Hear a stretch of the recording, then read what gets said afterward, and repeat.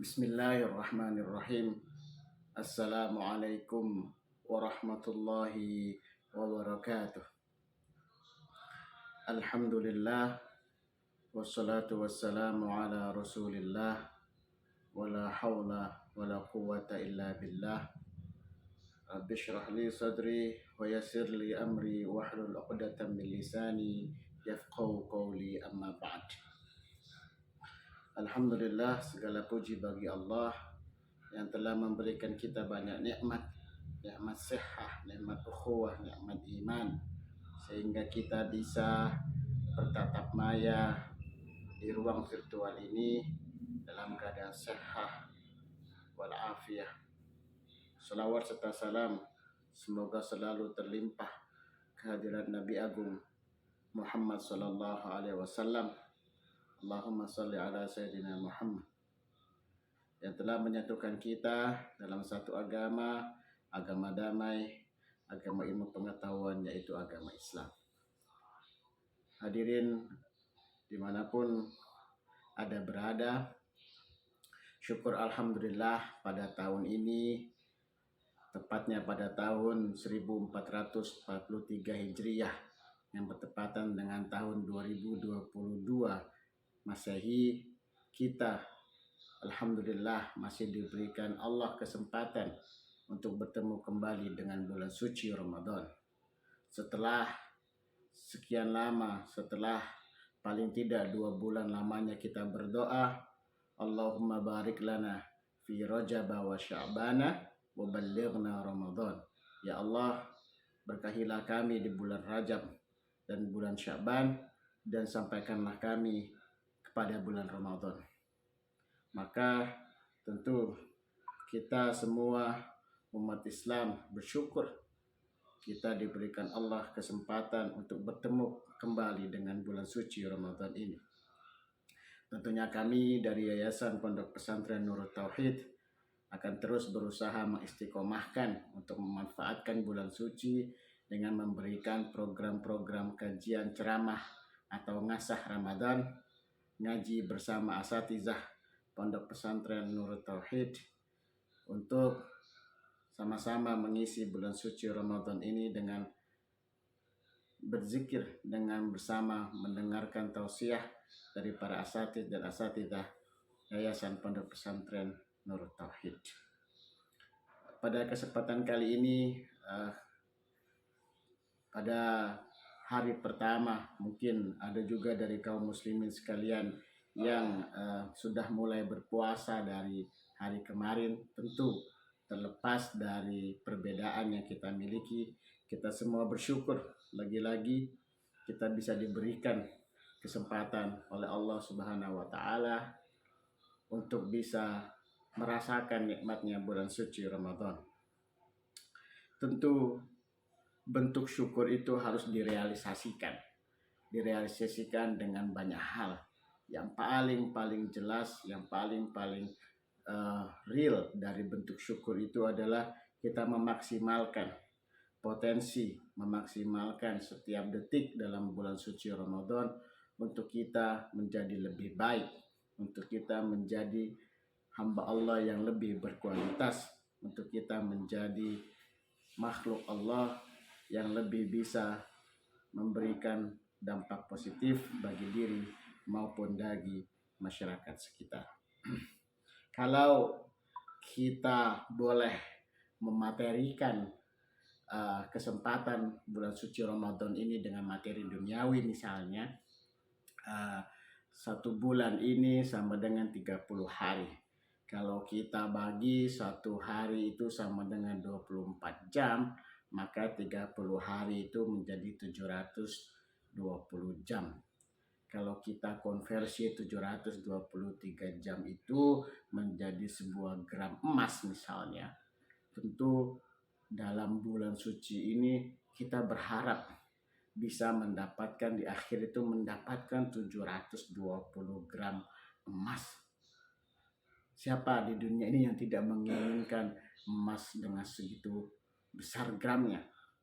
Tapi apalah arti emas di dunia ini kalau kita tidak punya keimanan? Apalah arti emas sekian banyak kalau ternyata emas itu tidak bisa kita bawa ke akhirat, maka ada hal yang lebih besar dan lebih berharga daripada emas, yaitu adalah keimanan dan ketakwaan kita.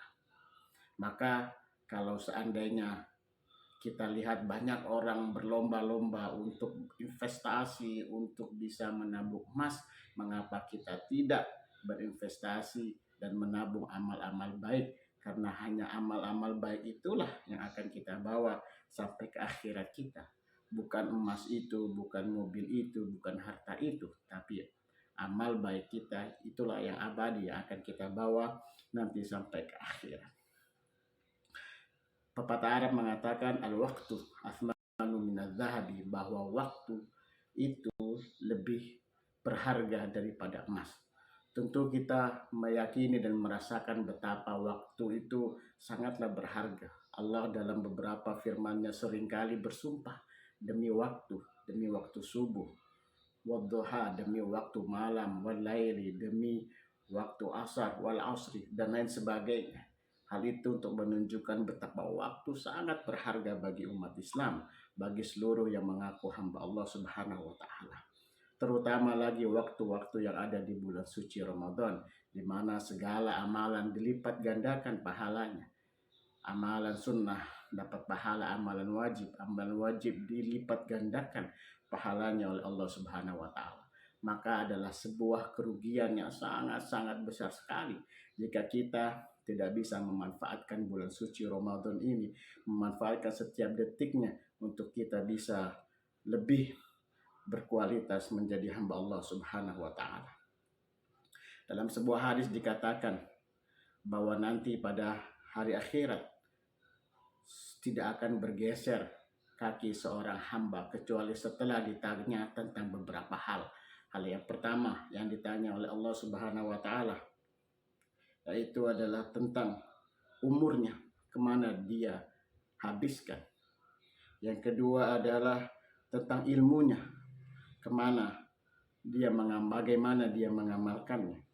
Kemudian yang ketiga adalah tentang hartanya, kemana dia menghabiskan dan dari mana dia mendapatkannya. Yang terakhir adalah tentang tubuhnya, untuk apa dimanfaatkan. Kalau kita merenungi hadis ini, bahwa ada beberapa hal yang harus kita ambil manfaat dan potensinya untuk kita bisa menjadi hamba Allah, yaitu amal, yaitu yang paling penting pertama adalah dari ilmu, kemudian harta, kemudian jism, kemudian umur. 4 hal ini yang kita bisa manfaatkan selama Ramadan. Umur kita manfaatkan untuk berzikir, untuk menambah amal soleh. Harta kita bisa manfaatkan untuk bersedekah. Ilmu kita bisa manfaatkan untuk mengajar sesama, untuk bisa berbagi ilmu. Yang terakhir, kemudian tubuh kita bisa manfaatkan untuk bisa berpuasa, membantu orang lain. 4 hal ini bisa kita sangat mungkin untuk kita bisa manfaatkan, memaksimalkan potensi itu semua. Untuk apa? Untuk bisa kita memanfaatkan bulan suci Ramadan ini sehingga kita menjadi hamba Allah yang berkualitas. Kita tentu tahu ada pepatah Arab mengatakan lan tarji'al ayyamul lati madat, tidak akan kembali hari-hari yang berlalu.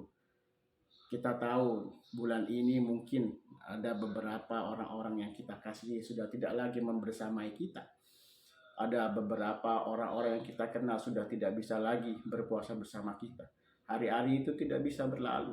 Hari-hari yang sudah berlalu itu tidak bisa kembali lagi. Maka kita yang diberikan kesempatan oleh Allah Subhanahu wa Ta'ala untuk bisa menghirup lagi udara Ramadan, maka sudah seyogyanya lah sebagai wujud syukur kita untuk kita bisa manfaatkan semaksimal mungkin potensi-potensi yang kita miliki untuk bisa lebih baik menjadi hamba Allah Subhanahu wa Ta'ala. Tentu ada beberapa hal mungkin yang bisa kita lakukan, tips untuk bisa kita memanfaatkan bagaimana bulan suci Ramadan ini menjadi momentum perbaikan diri kita dan perbaikan masyarakat yang lebih besar.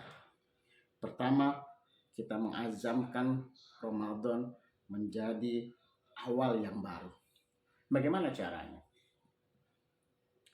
Kita memulai dengan azam, dengan semangat, dengan niat yang sungguh-sungguh kepada Allah bahwa kita akan melakukan satu hal kebaikan saja yang akan kita dawamkan, yang akan kita istiqomahkan selama Ramadan. Ini menjadi hal baru. Ini menjadi momentum awal Ramadan, kita punya potensi yang baru, kita punya amal baru yang kita banggakan nanti di akhirat. Inilah momentum di mana kita memulai bahwa Ramadan ini kita punya sebuah amalan baru. Ramadan ini kita punya titel baru bahwa kita misalnya ahli berdoa kepada orang tua. Bahwa apa? Setiap sholat kita mulai mengazamkan diri untuk mendoakan orang tua. Atau sesimpel sebelum kita tidur misalnya, kita mengazamkan diri untuk memaafkan semua orang. Sehingga kita nanti lulus setelah Ramadan menjadi orang yang pemaaf, menjadi hamba Allah yang sudah tidak punya dendam di dalam diri. Itu. Jadi kita bisa mengazamkan Ramadan ini menjadi momentum pertama kita yang kita azamkan kepada Allah untuk bisa mengamalkan satu amalan kecil saja, untuk bisa kita dawamkan, kita istiqomahkan selama Ramadan, sehingga kita lulus dari Ramadan, kita punya titel baru, kita punya amalan baru, kita punya tabungan baru yang kita andalkan setelah Ramadan ini. Itu yang pertama. Yang kedua, supaya kita bisa menjadi hamba Allah yang lebih baik, menjadi diri yang lebih baik, adalah kita meningkatkan kualitas Ramadan. Bagaimana caranya kita meningkatkan kualitas Ramadan? Paling tidak kita bisa berkaca bahwa dalam ajaran kita, dalam ajaran Islam, kita dituntut untuk menjadikan hari ini lebih baik dari hari kemarin. Maka meningkatkan kualitas Ramadan itu berarti apa? Kita bisa memanfaatkan momentum Ramadan ini, meningkatkannya tidak seperti Ramadan yang terdahulu. Misalnya, kalau kita dahulu waktu kecil, Ramadan kita adalah Ramadan level SD misalnya. Level SD itu berarti kalau nggak puasa, kalau tidak dikasih iming-iming, kita nggak mau puasa. Kalau kita tidak dikasih janji, nanti setelah kamu kalau full puasanya, nanti akan dikasih ini, dikasih itu. Itu dulu. Nah, saat ini kita usahakan untuk lebih meningkatkan bahwa puasa kita itu betul-betul atas dasar keimanan, atas dasar kecintaan kepada Allah. Sehingga kualitas puasa kita itu tidak hanya sekedar karena iming-iming surga, karena iming-iming yang lainnya, apalagi iming-iming dunia. Kita benar-benar untuk meningkatkan kualitas kita benar-benar meniatkan puasa kita hanya untuk Allah Subhanahu. Itu yang kedua, kita meningkatkan kualitas kita, tidak hanya puasa level anak kecil, puasa yang level SD, kita coba tingkatkan puasa kita untuk level yang lebih tinggi sesuai dengan umur yang Allah berikan kita.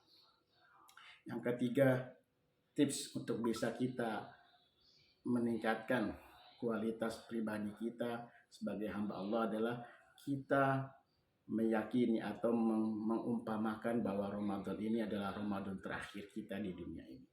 Coba Anda bayangkan seandainya kita hari ini atau bahkan tahun ini adalah Ramadan terakhir kita di muka bumi ini. Tentu kita akan berusaha semaksimal mungkin karena tidak ada kesempatan lain. Kita akan berusaha sebisa mungkin untuk beribadah karena tahun depan kita tidak bisa.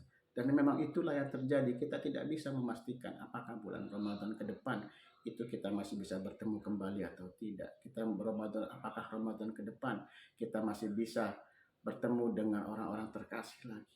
Kita belum tentu. Oleh karena itu maka salah satu cara untuk bisa kita meningkatkan potensi diri kita sebagai hamba Allah itu dengan mengingat bahwa dengan memperumpamakan